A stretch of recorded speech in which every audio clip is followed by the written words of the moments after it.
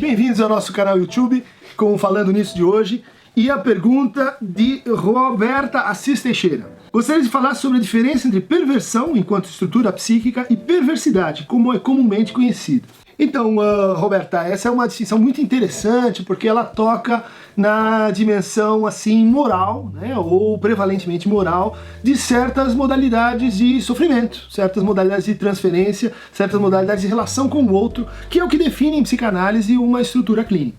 Então, diversas vezes a gente vai encontrar a formulação de que existem 3 estruturas clínicas, né? Ou a neurose definida pelo recalcamento, a psicose definida pela foraclusão e a perversão, que seria definida pela renegação, denegação, recusa, né? Que são as diferentes traduções que a gente encontra para a palavra Verleugnung em alemão.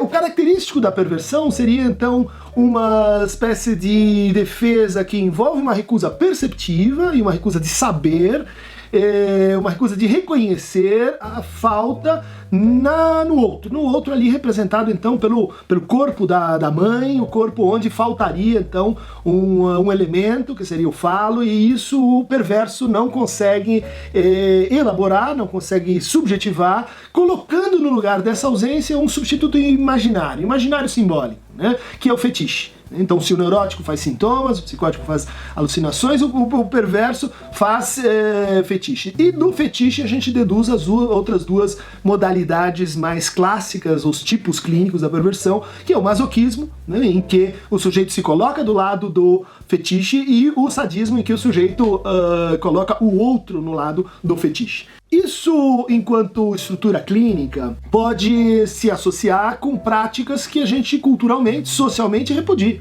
né? Imagine alguém que só encontra satisfação sexual batendo no outro, né? Bom, você vai dizer, isso vai dar algum trabalho, porque ele precisa encontrar alguém que tope essa fantasia, né?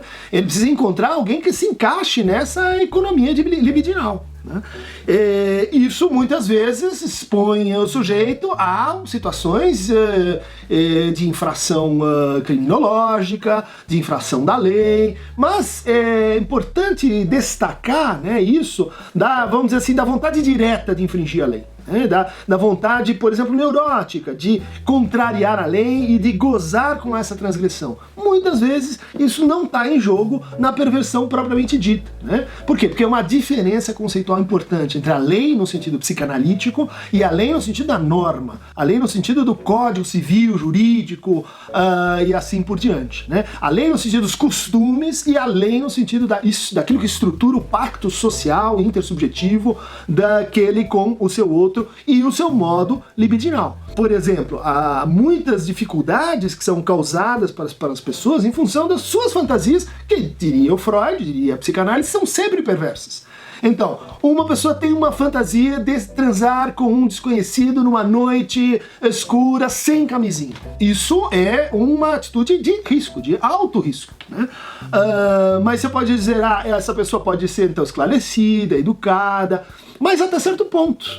E esse ponto é o ponto em que isso faz parte de uma fantasia daquele sujeito e que às vezes tem mais capacidade de negociação, às vezes tem menor capacidade de negociação, dependendo da plasticidade, dependendo da relação que o sujeito encontra na cultura, com o outro e consigo mesmo no seu fantasiar.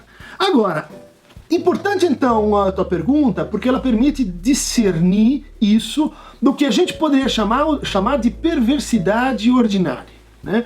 De perversidade comum, da perversidade que tem que ver com uma corrupção e com uma instrumentalização da lei, agora sim, da lei enquanto pacto social, da lei enquanto norma, da lei enquanto justiça e assim por diante. O que a gente vai encontrar na perversidade é esse traço de crueldade, né?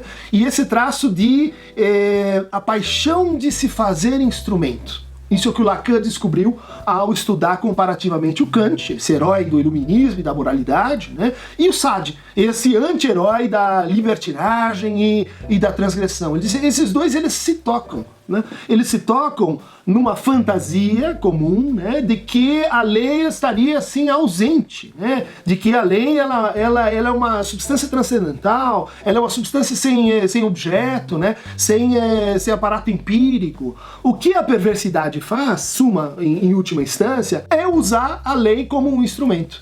É aquela pessoa que adora se fazer assim o objeto da lei, adora fazer-se de executor da lei. Por exemplo, a gente pode encontrar perversidade naquele juiz que adora, ao exercer a sua função de juiz, punir os outros. A gente pode encontrar perversidade naquele professor que ele sonha em ser professor, por quê? Porque ele apanhou muito como aluno, que ele levava a bordoada como aluno, ele quer inverter o lado para, enfim, reverter a crueldade que ele sofreu. A gente pode encontrar isso em certos policiais, em que a pessoa apanha tanto dos policiais que imagina que ela vai crescer e ela vai se tornar o quê? Um policial para bater naqueles outros, como um dia ela sofreu e apanhou. Essa perversidade ordinária, essa perversidade comum, né, do pequeno poder, daquele que gosta de instrumentalizar a relação com o outro, pertence a uma dimensão moral mais próxima do sintoma, mais próxima da identificação, mais próxima das montagens circunstanciais de gozo, e no entender da psicanálise, essa é mais complicada do que a anterior,